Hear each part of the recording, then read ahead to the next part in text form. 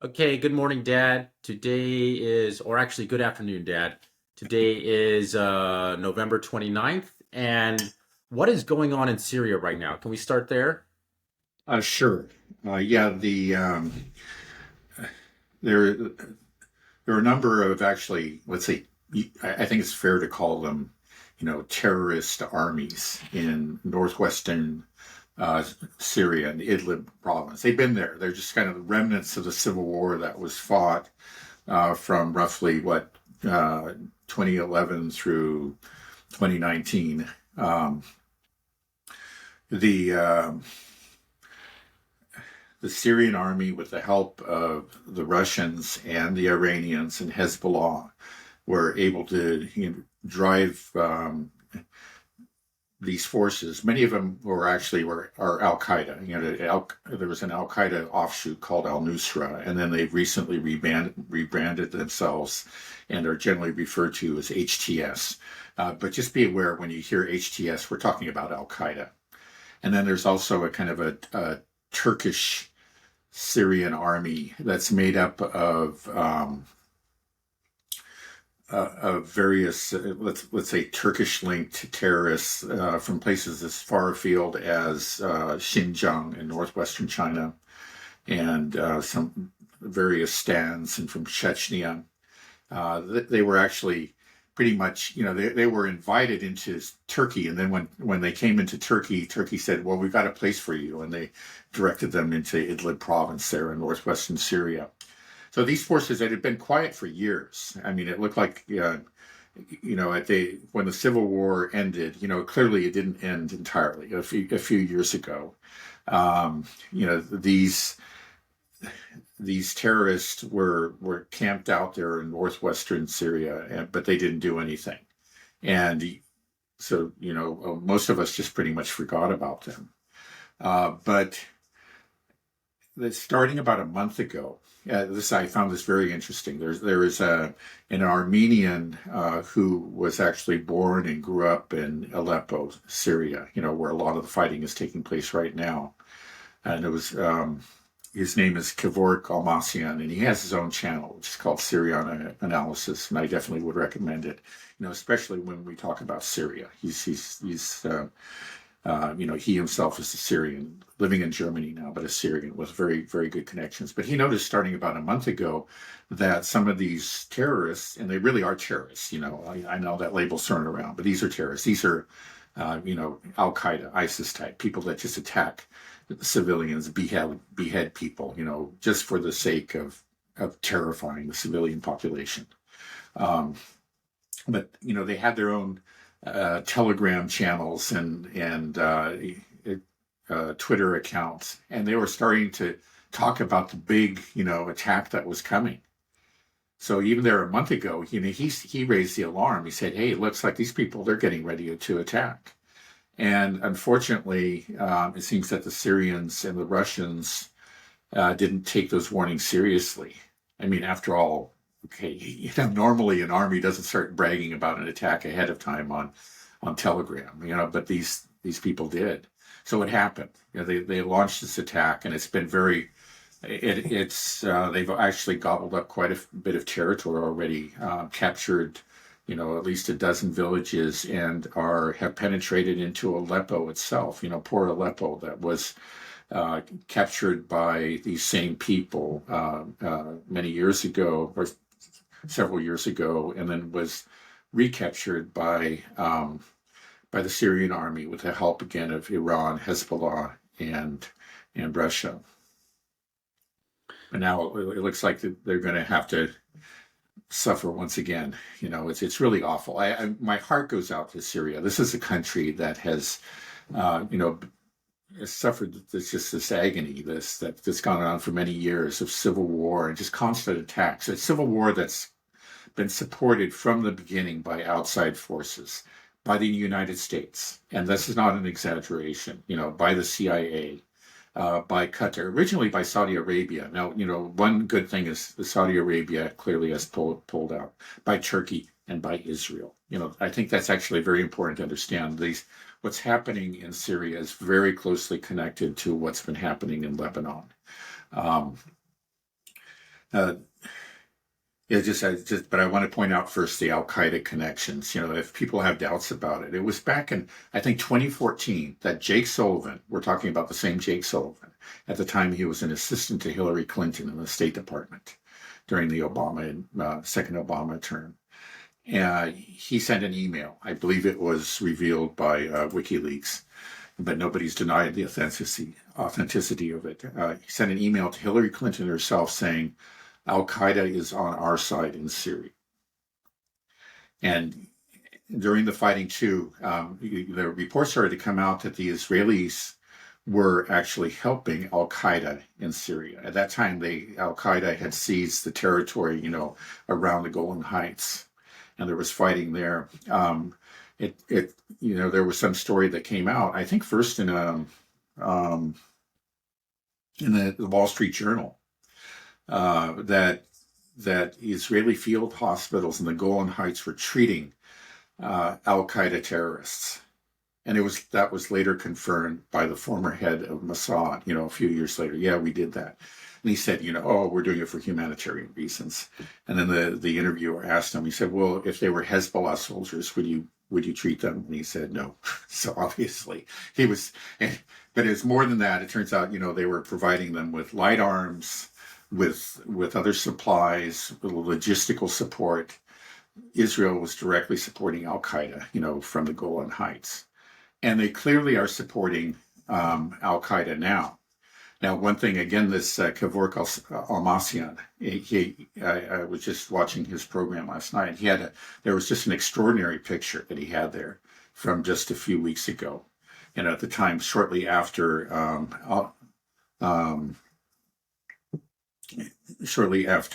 oops. Okay, you disappeared for a moment. Sorry. So there. Al-Nusra was assassinated by the Israelis in that attack that also took out 300 civilians and other Iranian and Hezbollah leaders. There's a picture of these terrorists in northwestern Syria holding up a big sign written in Hebrew saying, "Thank you, Netanyahu." Really? Yeah, for killing Nusra, right? And then, if you had any doubts about the Israeli connection, just this morning, a news report came out that pagers and other communications devices were exploding in the hands of Syrian army officers, while they're defending Aleppo from these attacks. So clearly Israel is very, very much involved in supporting these people, and it was made clear by Netanyahu himself when he declared the ceasefire. He immediately started talking about Syria and say, Syria's got to stop supporting Hezbollah. Syria's playing with fire. He was giving them a warning, and here we are. So why would the Americas say that Al-Qaeda is our ally, or we support Al-Qaeda in Syria? What that's always been the bad. We've always assumed that was the bad guy, right? And now, why? What's the reasoning behind the support for this Islamic extremism, these jihadists? Usually, you always see Israel is fighting Islamic extremism and jihadists. Mm-hmm. That's the narrative that's always been pushed. That they're that Western civilization bastion that is fighting the Islamic extremists. That's what's always being painted. Right. So, what's going on here? Yeah. Well, one thing, first of all, you have to look both ISIS and Al-Qaeda. Well, neither of them have ever attacked Israel directly. They always declare their support for the Palestinians, but they've never actually done anything for them. They never, attacked Israeli targets. I'm not aware of any. I think, in fact, I was hearing you just read comments by an Israeli official who is explaining their support for Al-Qaeda. Says they never attacked us. The other part is that,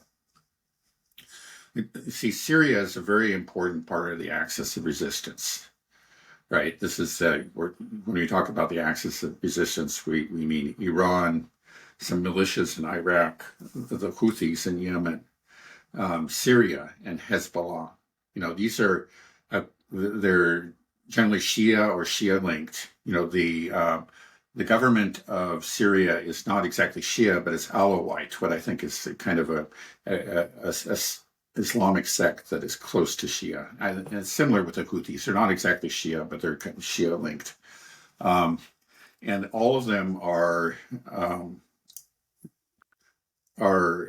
when they talk about resistance, is resistance to Zionism, it's resistance to Israel, it's support for Palestine. It's the part, these are the people who, or the forces in the Middle East that have been consistently, have maintained consistent support for Palestine and opposition to Zion. Virtually, I think it's fair to say that every other country, no matter what their leaders say, has abandoned the cause long ago. So these are the people. This is the force, the axis that Israel wants to take out and is fighting. They know that if they can overthrow the government in Syria, that Hezbollah will wither on the vine, because Hezbollah really depends on Syria. It gets direct support from Syria, and also arms that are shipped in from Iran and other places pass through Syria into Lebanon. Israel knows this, Hezbollah knows this, and so that's one reason why during the Civil War, Hezbollah fighters went and fought together, side by side with the Syrian army against these Al-Qaeda and other terrorist forces there. Okay. So you say, well, why would Israel and the U.S. be supporting them? Well, first of all, they haven't directly attacked Israel. But then second is that they are the weaker force. But they are opposed to the Assad government, and they want to weaken the Assad government. And if they actually manage to overthrow the Assad government, they would find that it would be easy for, let's say, the U.S. or Western forces. You say, oh no, now we have Al-Qaeda in charge here, we have to get rid of them or something. And then they can move in and then install an Israeli-friendly government. I think that's really been the plan all along, at least at first they tried to just put pressure on Assad and get him to make concessions, but he's remained firm all along. And I think we really have to respect him and other leaders like him in this axis of resistance. They have been put under tremendous pressure. They know that if they give in and make a deal with Israel, that the pressure will be removed and they'll get billions of dollars in subsidies from the U.S. and, like what's happened in Jordan and Egypt. But they've remained firm, and Assad remained firm. They tried to pressure him, and then we also have to say this was, what happened in Syria was very important. When the Russians intervened, they showed for the first time that in a way Russia is back. Russia had been just not even a factor in military and geopolitical affairs for a long time after the collapse of the Soviet Union. And, that's why we had the unipolar moment, why the U.S. could just do whatever it was. And this was, in a way, was the first time where, the U.S. had a plan. They were going to overthrow this government. They were confident they could do it, but then Russia came and it imposed constraints on them. They weren't able to do what they wanted to do. And so I think that's part of the anger directed against Russia. We need to take out Russia. Russia is constraining our actions. Do you think that Israel or the West was involved in any way in this attack, that they helped coordinate it, or that? Oh yeah, no question about it. I mean, I think, we can see with the pager explosions, but from the other, I mentioned, there is a direct relationship between Israel and these people, and the CIA and these people, and also Turkey. So Turkey, Turkey actually has some of its own forces scattered throughout Idlib province. They know what's going on. They have their own little force there. Turkey, I feel like, is just all over the place. You just don't know what's going on with Turkey. He's always playing a double game. There's no question. He's always, and I think everybody knows he's just a snake. That's the way he is. But Turkey is not unlike a lot of other Middle Eastern countries. again, they voice this support for Palestine. Again, Erdogan's given some very fiery speeches condemning Israel and declaring his, unyielding support for the Palestinians. But, what is the one group that really does support him? Well, again, it's the Axis of Resistance, and there he is helping to try to bring them down. And that's been true. Why would he want to bring them down? Yeah, well, I think, what it comes down, this is part of the Sunni Shia split, which used to be very serious. If we go back 10 years or more, that's really what defines so much of Middle Eastern politics. There was this great split, and one's, the Sunni center of power was Riyadh, and, Saudi Arabia. And the Shia center of power, of course, was Tehran. And so much of the conflicts that took place were really, between Sunni and Shia. And so I think what a lot of these Sunni did is they decided that, okay, yeah, maybe they don't really like the Zionists, but their real enemy is the Shia. And, maybe we take out the Shia and then someday we can focus on the Zionists. I think that's probably how they justify it. Now, thank God the Saudi Arabians have decided to bury the hatchet. They've made peace with Iran, and it appears to be a real peace. And they have stopped supporting these radicals, these terrorists in Syria. Initially, they were a major source of support for them, but they have cut it off. But still, apparently, Qatar is supporting them, is funding them, and Turkey is too. So there still are some Sunnis that have just again, maintained this focus on the Shia. The Shia are the enemy. Of course, I think Turkey pretends that that's not what's going on. I noticed that there was actually an article that appeared in RT just this morning, by a Turkish professor that had claimed that Turkey used to support him, but they pulled out. Other people have contradicted him, and I tend to believe those other people, like Kevork Almasian.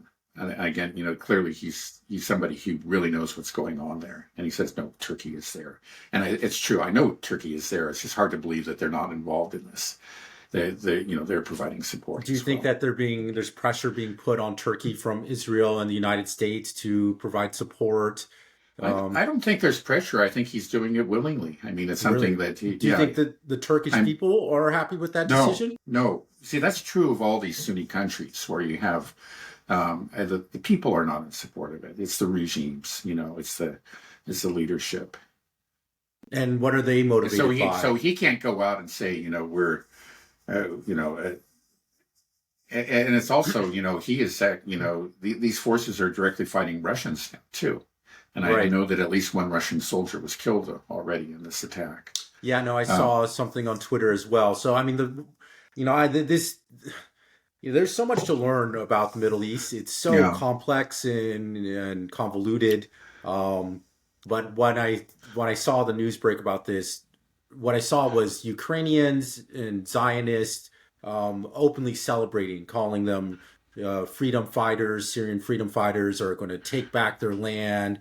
And immediately I was wondering, well, why are Ukrainians so gung-ho about this? But it seems like because they're fighting Russia. And I looked at a map just right before the podcast of Syria, and it's interesting. Syria is just all carved up. There's the Turkish up there in the north. There's the U.S. occupied parts as well. There's Russian occupied parts, and then there's Israeli occupied. I think it's really Russian occupied. The Russians have a base, and but they're there at the invitation. Right. So I guess so you wouldn't say Russian occupied. The Russians are there, but they're there at the invitation of the Assad government. The only one that's there at the invitation, are the Russians. But then you have the Golan Heights that are occupied, Syrian occupied land that Israel's occupying. You have all this territory that the U.S. is occupying in the north, as well as the Turkish section as well. So it just seems like it's a strange country that there's no autonomy. It's just like there's all these forces. It's awful. Right. It's awful. I mean, again, it's just that I really feel for Syria, for the Syrian people, and what they've gone through. And so much of it has been at the hands of the U.S. Yeah, the U.S. simply, yeah, it simply occupied the northeastern part of the country. And that northeastern part of the country is the source of a lot of their wealth. That's where the wheat fields are, where the oil is. And they simply have stolen it.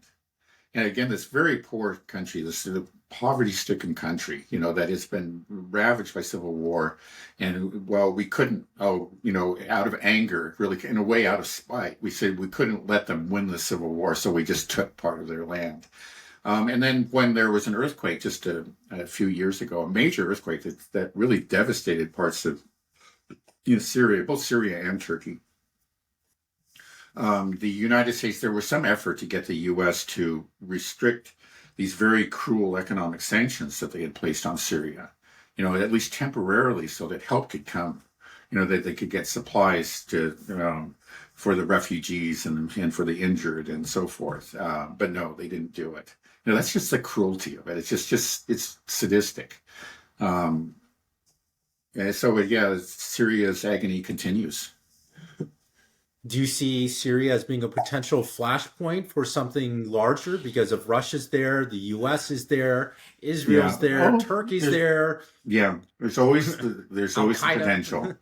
And what's the difference between Al-Qaeda, Al-Nusra, ISIS? Because they're all three kind of being thrown around in there. Yeah. Well, Al-Qaeda, Al-Nusra is really just was a local chapter of Al-Qaeda. It's one and the same thing. And then they rebranded themselves as HTS. Okay, so HTS, Al-Qaeda, Al-Nusra, it's all the same thing. They're all the same thing. It's all Al-Qaeda. Just, that's the way to think of it. And then, of course, ISIS was something that developed independently of Al-Qaeda. It's a separate organization. And, their idea, Al-Qaeda's idea, was that a terrorist organization, founded by bin Laden and was actually to attack the United States, as both because they were supporters of Israel. I mean, that's the original. They didn't attack Israel directly, but originally, they did declare their support for Palestine, and they justified their actions against the United States on the basis of U.S. support for Israel.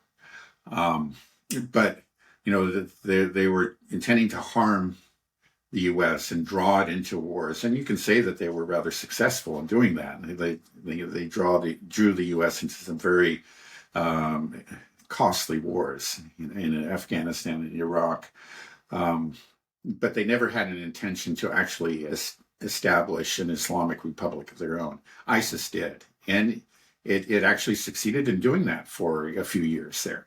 They ruled over large swaths of territory, both in Iraq and Syria, but eventually they were overcome through a combination, of attacks by the U.S., but also very much so by Syria with the support of the Russians. They were defeated. But Al-Qaeda, we decided early on that, hey, we can use Al-Qaeda in Syria. So start going way back. Again, Jake Sullivan's email, I think, was in 2014. We were fighting on the same side.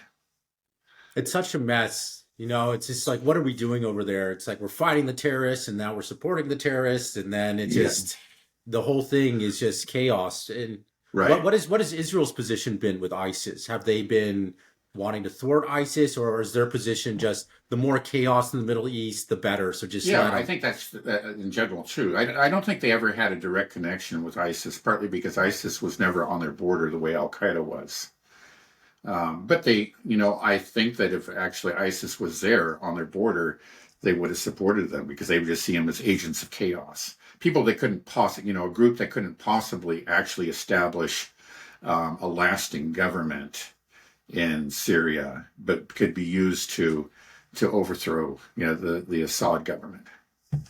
So where do you see this whole thing in Syria going? Do you think this is just going to die down? Is it a little flare up, or is this something that's it's hard going to have say? an impact? Again, they have actually penetrated into Aleppo, and clearly the Syrians and the Russians were taken by surprise. I think in the end, Syria, with the help of Russia and probably Iran and Hezbollah again, will push them back. And it may be that this time they're going to continue. They're not going to let them have this enclave, this sanctuary in Idlib province there in northwestern Syria. Hopefully that this time they'll push them completely out or out of the territory or much of it. The question is what are the Turks going to do? Because the Turks are there, and it'll be interesting if we have direct conflict between Turkey and Russia, or Turkey and the Syrian army. We'll see what happens there. Mm-hmm. And do you think there's any chance that the U.S. could be involved, like as they're pushing out these enclaves, that the U.S. might see this as an opportunity to kind of attack Russia on this new front? If Russia is being more involved and pushing them out, and because U.S. bases right up there in the north too, right? What are they doing I don't there? think that they would become involved directly. Again, I think the U.S. is trying to, the Kursk, missile strikes notwithstanding, the U.S. is still trying to avoid a direct conflict between themselves and Russia. But they certainly would, not be averse to supporting forces that are engaging the Russians and the Syrians. I think they see that as an added benefit. Of course, they're very much in sync with the Israeli policy on Syria. That's the main reason that they're trying to overthrow Assad. The U.S. doesn't have any particular axe to grind with Assad, but the Israelis do. And so the U.S. is on board with it and has been actively involved in trying to overthrow him. Do you think that the U.S. bases will be kicked out? I mean, they have to eventually, right? I mean, do you think we'll just eventually return home? I don't know. I mean, if they can stay there for a long time if they want to. They have, in northeastern Syria, you have. I'm really embarrassed, but right at the moment, the Kurds, the Kurd, this is a Kurdish enclave, and the Kurds, actually, it's not like there was a terrible relationship between the Kurds and the Assad government. There wasn't any overt oppression or anything, but they see the U.S. intervention and the U.S. occupation as sort of maybe a chance for them to break away eventually from Syria. That they've always had this hope of establishing an independent Kurdistan. They're Kurds in Turkey, they're Kurds in Syria, they're Kurds in Iraq. So anyway, the local population, they don't love the Americans, but they think maybe they can use them. So there's not, any sort of rebellion against the American occupiers there. So it becomes, and the Russians don't want to take on the Americans directly. The Syrians don't have the power to do it directly. But yeah, at some point they need to go. I mean, Trump actually tried to pull out of Syria. He didn't try very hard, which is typical of Trump. He just gave the order and then they didn't carry it out. They ran out the clock and nothing happened. We'll see this time if he's a little bit more serious about it. Do you think there's a potential that these bases could be attacked by the Syrian forces, Hezbollah, Russia, or are they just going to? No, I don't think so. Again, it's just that Syria is just not strong enough to take on the U.S. directly. Russia doesn't want to take them on directly. Neither does Hezbollah. There is a chance, that you could have drones coming in, attacking them. And I think this has already happened on a couple of occasions, by militias in Iraq. But it's still not enough to actually drive the Americans out. Okay, well, I guess we'll just monitor the situation and see if it escalates and spirals into something a little bit larger. It's an interesting right. It's an important part. It's part of really, you just have to remember that this is really, above all, part of the war against Hezbollah. It's an effort to cut off Hezbollah from its main supporters. Right. Well, I think in the end it will fail, but it may force, for example, Hezbollah to divert some of their forces there. And, that will to some extent weaken Hezbollah vis-a-vis Israel. And Israel, I think, is a very good chance will go back on the attack against Hezbollah and Lebanon in the near future. We had this 60-day truce.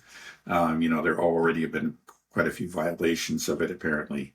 yeah, there's a very good chance it won't hold very long. Right. I was just going to ask you about that if the ceasefire has already been broken because I saw two headlines. This one's from AP News. Day two of the Israel Hezbollah ceasefire sees Israeli airstrike on Lebanon and scattered attacks. So they're saying that Israel's still dropping bombs on Yeah, Lebanon, right? Right yeah, after the ceasefire. It doesn't sound like much of a ceasefire. right, Reuters had the headline Israel and Hezbollah trade accusations of ceasefire violations. right. So, There's even a story that actually they went in, the Israeli army went in and simply took a village that they had been unable to take, during the fighting. But the Hezbollah just kind of assumed that, oh, now we have a ceasefire, and so they left their positions, and then Israel just moved in and took the village. So that if that's true, and I think it is, that was a very, very serious violation of the ceasefire already. sounds like there is no ceasefire then. It's Well, I mean, basically the fighting has died way down. I mean, again, there are bombings, but it's only like 5% of what we had before. I mean, those horrific bombings that went right up until the ceasefire, and there was fighting all along the front in southern Lebanon. So, and that's pretty much stopped, but there is still, again, there are some so. serious violations. Do you see this conflict taking on a new turn then with the ceasefire and now this attention to Syria? Like, how do you see this Middle East conflict headed? Do you think that we're just kind of everything's just simmering right Yeah, now, or it's just right. I think this was not a major change in direction for the Israeli government. They still, okay, their objectives were to destroy Hezbollah. They still want to destroy Hezbollah, and what's happening in Syria is part of that. And I think they're going to go back, on the attack against Hezbollah in Lebanon at some point. They also wanted to establish a buffer zone. They didn't do that. So, it's important to remember that Israel failed in its objectives in Lebanon, but they haven't abandoned them. I think they're going to go back at it. okay? They decided that for whatever reason that, well, their troops needed rest. They needed to regroup. Obviously they were, maybe they saw that Hezbollah was really getting the better of them. And so maybe they're going to rethink things, rearm, rest, and try again. We'll see. Okay. All right. We'll see. All right. Let's move over to Ukraine then. Well, just yesterday during Thanksgiving, we were just talking a little bit. You were saying about Russia's promised retaliation, and that you think they might strike some command centers, and that this retaliation from Russia will be coming soon. Can you tell us a little bit more what you expect to happen, and Okay. what exactly was said from Putin and Lavrov Yeah. to Well, I heard that, yeah, Putin said that we will retaliate. We're aware of these recent missile strikes in Kursk, and we will retaliate. And I think he actually said like in the next few days. And then, to confirm that, there was an announcement made that the airspace over Russia's Cosmodrome in Kazakhstan, where Putin is right now, and where the Orezhnik was fired from about a week ago, that airspace had been closed down for 3 days, up through the 30th. Now it's now the 29th. So it seemed to be, that's clearly a very strong indication. Let's say it's not proof, but it's a very strong indication that they're planning to fire an Orezhnik missile by the 30th. So it could happen today. It could happen tomorrow.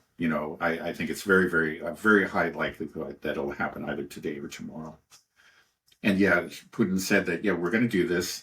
And he said, well, we may strike command centers or decision-making centers in Ukraine. I think he made it clear that it would be within Ukraine this time. But he also, again, reiterated that we are entitled to strike NATO territory because NATO is striking us.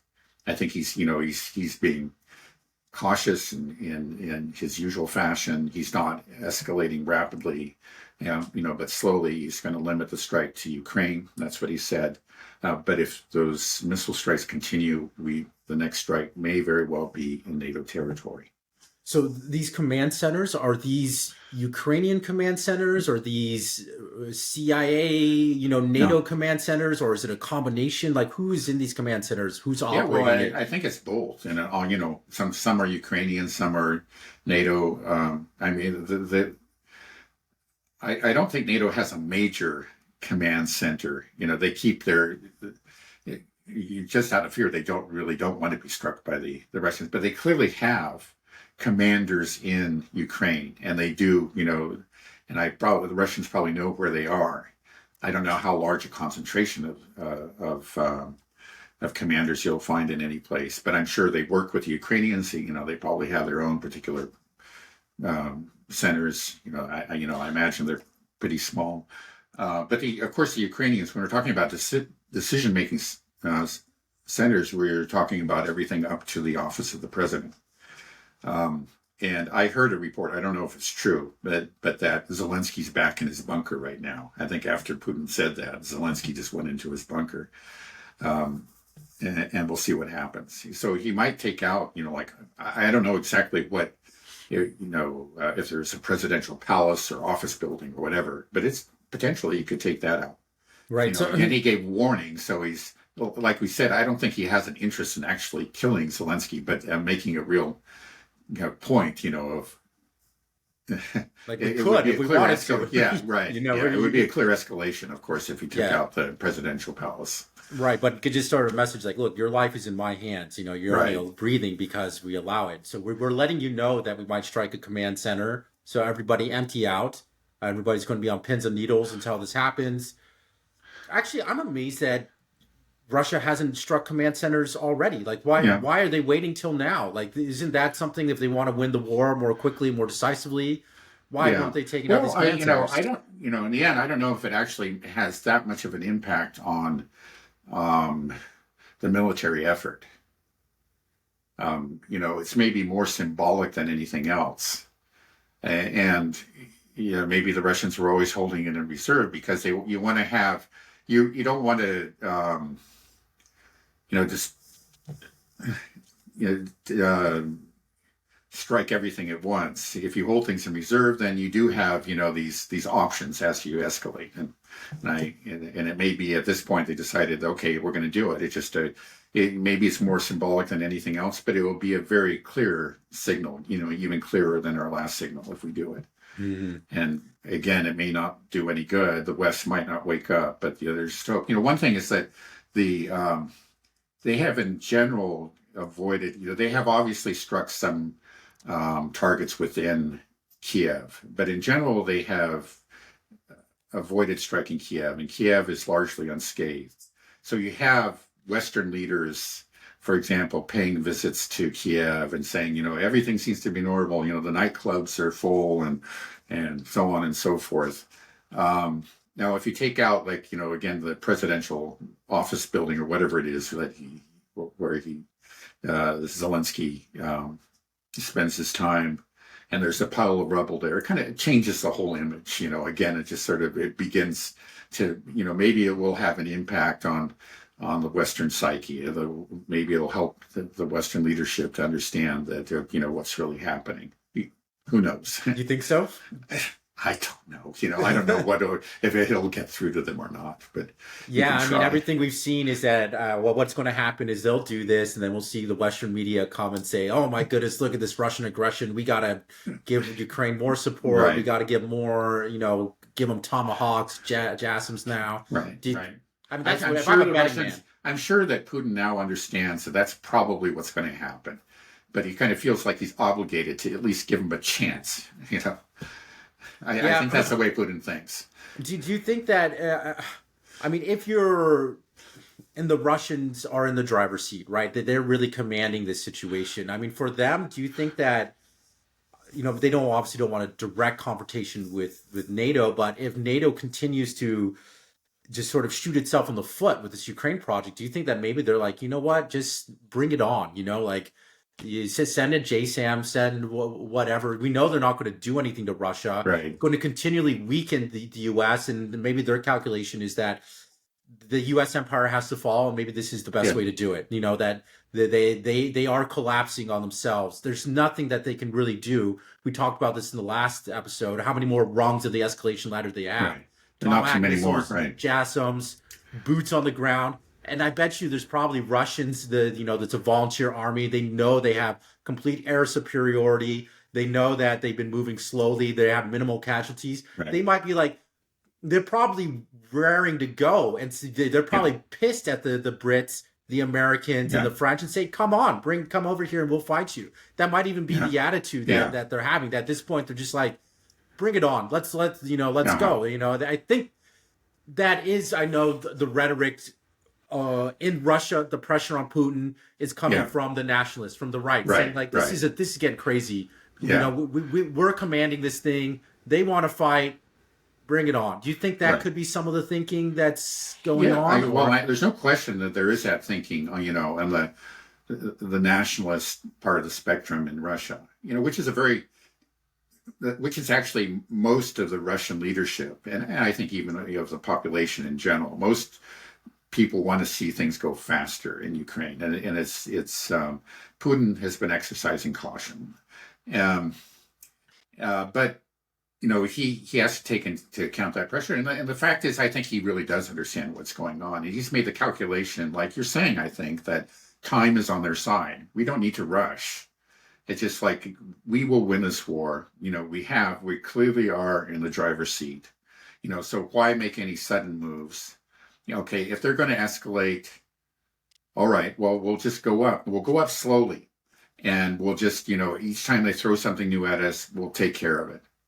Mm-hmm. And then eventually, if it comes to boots on the ground, we'll take care of that too. I think they've already understood that could happen. And they've decided that, okay, when it happens, we'll take care of it. Right. I mean, I think it's just, I understand like the feelings of the nationalists. So often I'm just thinking, man, like if I was in charge, I would have already leveled Kiev or sent a missile to Berlin or something, just to show the bastards, because it's just enough of this. But I think Putin is right. I mean, again, there's just no need to do that. And in the end, something that Alexander Mercouris points out often, which I think is very true. It's Putin looks at the larger picture. It's not just him and Ukraine or Russia and NATO. It's the whole world, and it's Russia has to take into account their relationships with other major powers like China and India and Brazil. And I think there was, like, in the initial stages of the war, there was quite a there wasn't outright condemnation from China or anything, but I think there was a lot of questioning of what the Russians were doing. But over time, I think as they've seen the way that NATO has behaved and the Ukrainians have behaved, and they've seen how the Russians have actually tried to pursue diplomacy, like especially in the first couple months of the war, they have grown increasingly supportive of the Russians over time, and I think that's in a good part a testament to Putin's skill and his patience. He understands the importance of bringing them along. Maybe it will make the nationalists in Russia really happy, and maybe even satisfy some sort of emotional need that's that he himself has, but it won't really help Russia. If Russia escalates rapidly. It seems to be a rare quality in leaders nowadays to actually think long term and what's the best interest of your country instead of the emotional response that feels good right now, because that's often what we're doing. That Clausewitz quote is so good. The one says, "Don't interrupt your enemy while they're making a mistake," and I think maybe that's everything we've seen. I think, especially that's what we're seeing in Kursk, and again, I'm sure I know that Putin just absolutely loathes Zelensky and wouldn't shed a tear if he was killed, but Zelensky is kind of like the big mistake on the Ukrainian side. Why leave him there? Because I mean, he's like responsible for Kursk and these other idiocies. That he's just a PR guy that clearly doesn't understand military strategy. So yeah, keep him in charge Right. in And just in Ukraine. every decision that NATO has made, starting well, particularly the U.S., starting with like the economic sanctions, and then just all the funding and funneling equipments, the summer counteroffensive, everything has been disastrous. It's blown up in our face and has only damaged NATO and the West collectively. The West is becoming more and more isolated. We look really dumb on the global stage. I think people are losing friends all over the world. Our military is being exposed over and over, just through our systems that we're sending. You mentioned that Saudi Arabia is now buying air defense systems from Russia now, no longer the United States. The military industrial complex in the U.S. is taking a huge hit. We're running out of munitions. It shows that we are the whole concept of NATO and the U.S. being a paper tiger. That was unheard of before this conflict. Yeah. And No, now, I wouldn't. I know. I didn't foresee it either. right. I was. But it's becoming more and more apparent. And, many people still, except especially in the West, don't see it, don't believe it. Yeah. But the most of the world, I think, does see it. And in the long term, I think Putin understands. So just let it, keep it going. They're just hurting themselves, and they're bringing about the end. Yeah, it's. But then there's the other calculation. What's going to happen when Trump comes in? Is this conflict going to be full blown? I mean, well, what are your feelings right now about the Trump administration and its appointments? And are you hopeful that there will be some de-escalation and the ability for the Trump and his team to end these conflicts, resolve them in any way? Or you have been losing hope? I mean, what's your I'm take? not very. Of course, I was always pessimistic, and I think nothing has happened to significantly alter that. The one thing was the appointment of Tulsi Gabbard, and hopefully she will in fact be appointed to that position. But everyone else has just been terrible. And the fact, as you pointed out recently, that with this really alarming escalation concerning the missiles fired into Russian territory, the silence of the Trump administration is very troubling. Mm-hmm. I've heard the argument that, well, they've actually, maybe they're secretly contacting the Russians, and that's why they're not saying anything publicly. The thing is that actually a lot of the Trump nominees have been saying things publicly, and everything they've been saying is terrible. It's just it's got to convince the Russians that nothing's going to change. I really don't have any significant hope for a change of course. I think there will be some kind of effort.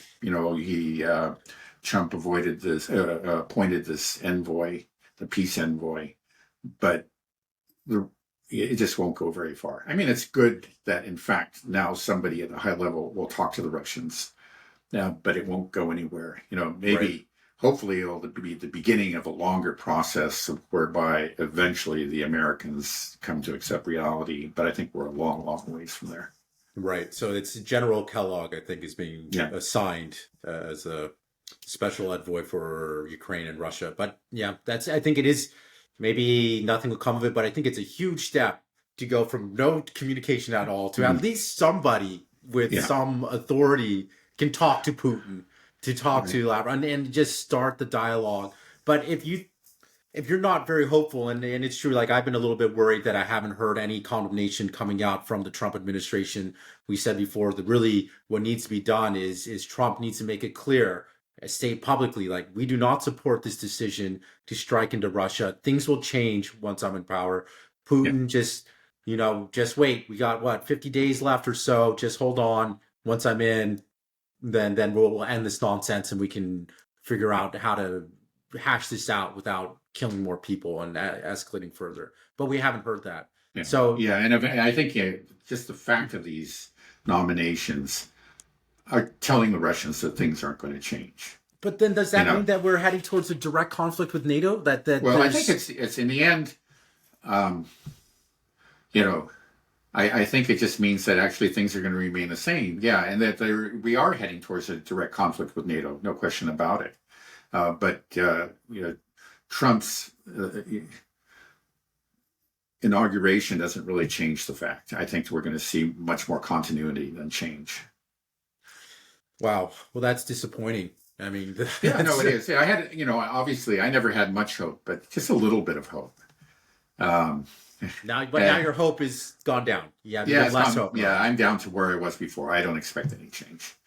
It's just that with the one exception of Tulsi Gabbard, it's just that every other nomination has been just absolutely horrible. I mean, this couldn't be worse. So would we just stay this position until what? Until the whole thing falls apart? I mean, what?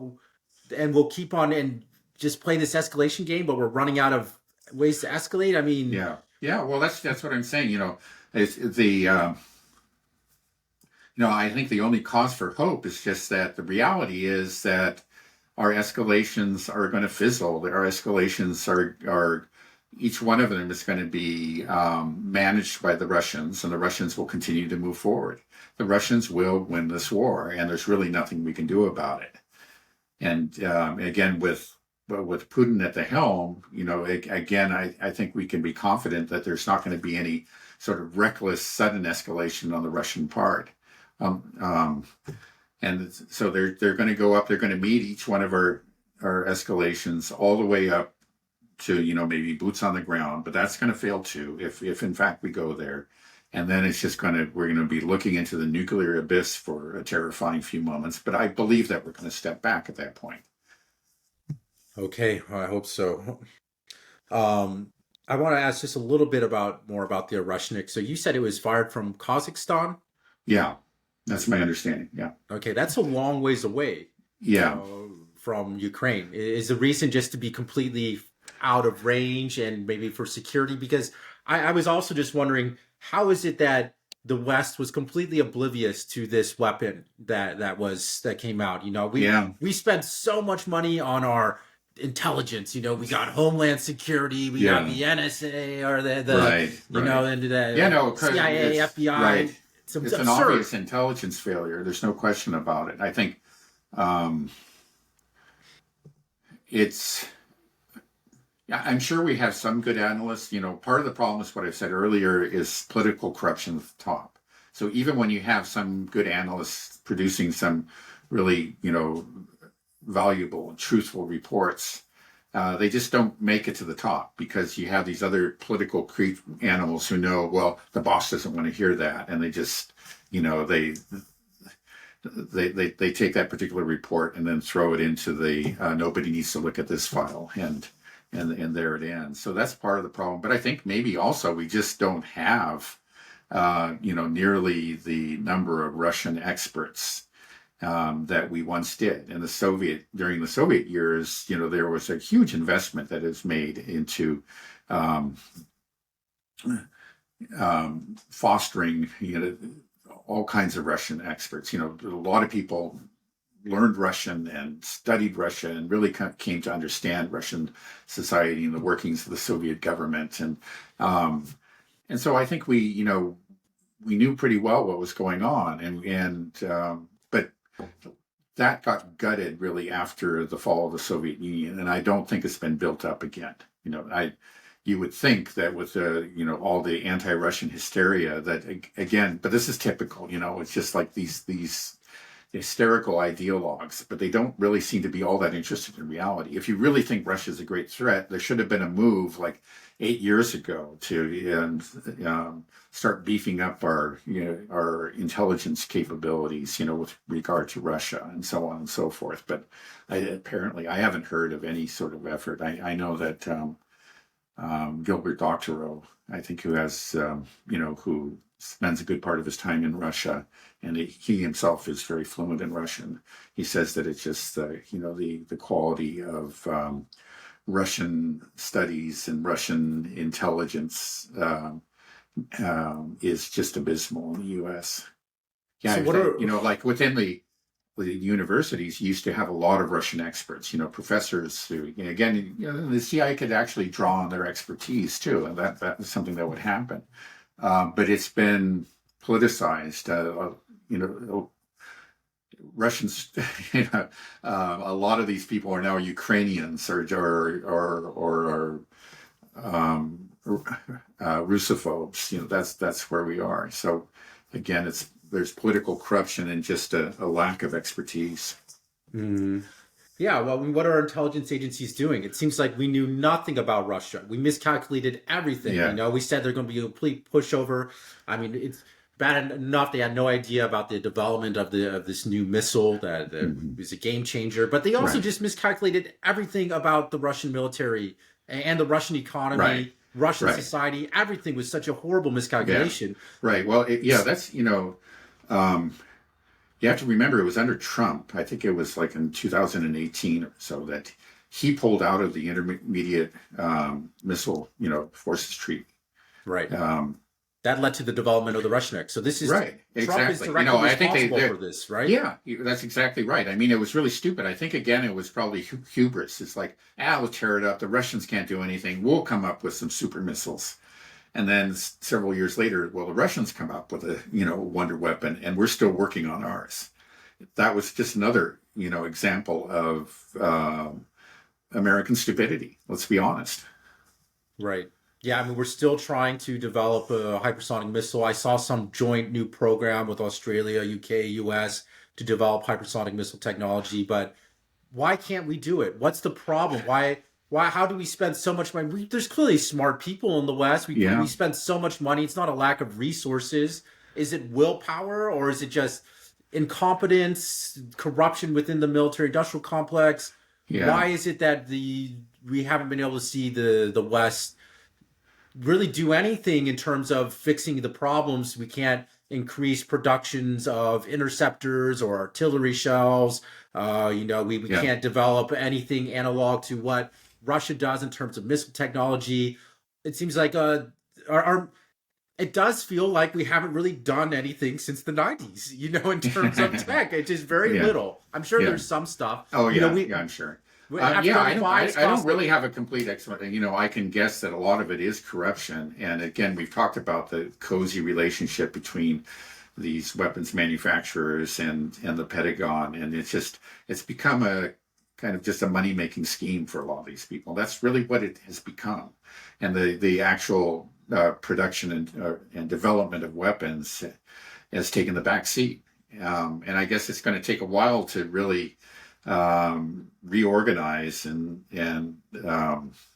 repurpose these various bureaucracies and companies so that they start actually making useful weapons again. Mm-hmm. Okay. Well, do you see a collapse happening in Ukraine soon? I saw something in the news. I think it was AP even reported that tens of thousands of Ukrainian troops are deserting or are fleeing. So are we looking? Is it starting to end? I mean, is that our hope? I just don't know. It's hard to say. I mean, I think clearly, like, we are seeing the beginnings of a real collapse on the southwestern front. I mean, you can. This is, and the evidence is there. I mean, there are actually maps, time lapse maps of the front that you can look at online that can show the acceleration. You can see just very gradual, and it really has accelerated over the last few months, the last several months, so that each month the Russians are taking more and more and more territory. More territory than in the previous month. So there is an acceleration that continues, especially in the southwestern Donbass. And when that translates into like a total collapse on the whole front line, I don't know. I think it seems like we're awfully close, but it's really hard to make these predictions. I think it's inevitable, but the question: is it weeks? Is it months? I don't know. But when that happens, can we say that this is over? That it's done? Like that there has to be a peace settlement? I mean, if it completely collapses and there's I heard the U.S. is pressuring Ukraine to lower its conscription age down to 18 because there's nobody left. Everybody's fleeing. Nobody, we've seen all the videos of these press gangs going around. So it's clearly they're scraping the bottom of the barrel. This can't go on much longer. it's horrific that a whole generation of men have had to die for this or Yeah. flee the I country. think the only good news is that so many of them are just refusing to fight. That's what I understand. Those guys that were, were tackled on the buses and on the sidewalks. A good, very large proportion of them just refuse to fight, and I think that's good news. I'm happy for them. They should not be. Their lives should be spared. And it seems like a lot of them understand that this just doesn't make any sense. And so that may be what really brings down the Ukraine's military effort. But If it yeah, collapses, then what can NATO and the U.S. what can they do? I mean, will they just right. have to accept it at that point? Well, again, we've talked about the options, and really the last one is sending military forces, and apparently there still are discussions about this. I don't think there's any decision that's been made, and there have been noises from these Trump nominees that they're in favor of some sort of coalition of the willing, not an actual NATO force, but maybe some French and some Poles and some Brits, going into Western Ukraine to do what? It's not clear. But if they go in there, I think they'll be killed by Russians, and then at some point they'll have to say, well, either we just give this up or we go nuclear, and I think they'll just have to give it up again. When you say the coalition of the willing, are you saying like volunteer forces? But I mean, well, people that no, okay. Well, I mean they're not. Well, I mean they're are soldiers. They're enlisted soldiers in the armies of the respective countries. I don't, probably most of them never bargained for this. They thought, because typically, you serve time in a European army. It's kind of like, it's cushy. You get a few benefits, little yeah, salary, and maybe you get to then travel, yeah. whatever. You get to wear a uniform and impress the girls or whatever. And that's what they thought it was going to be about. But now some of them, yeah, that's the question too. It's like, are these people going to really want to fight? Right. I don't think so. I don't think so. And if they go, if they send them into Western Ukraine with the idea, well, we're going to free up like Ukrainian forces so they can go to the front.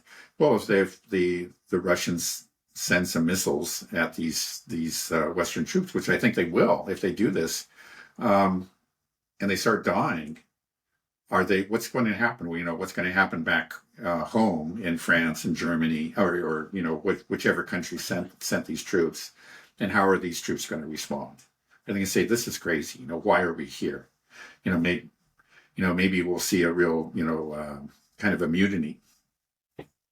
This is so stupid. Our position here, it's pointless. It's fruitless. And we're just, so many people are dying and there's, like you said, there's no way that we can win, that or Ukraine can win, or I don't know what we is anymore, but Yeah, Russia's going to win this, and they right. are winning this, and they will win this. I just don't understand. It's just that they have invested so much in this project. They just Mm. can't they can't admit that they messed up and they're wrong. Yeah, So they're just going to keep it going. That's the only thing that's yeah, continuing this. There's right. no sense of reality. It's just Yeah. No, they bought into their own narrative, and they just don't. They can't get themselves out of it. I mean, they really, and it just may take. I've always been hoping that there's, the slap in the face that sobers them up. I was hoping that, like, the the Reznik demonstration or whatever, but clearly it's going to take a lot more than that. And maybe it will be, body bags coming back home, and that maybe be where it ends.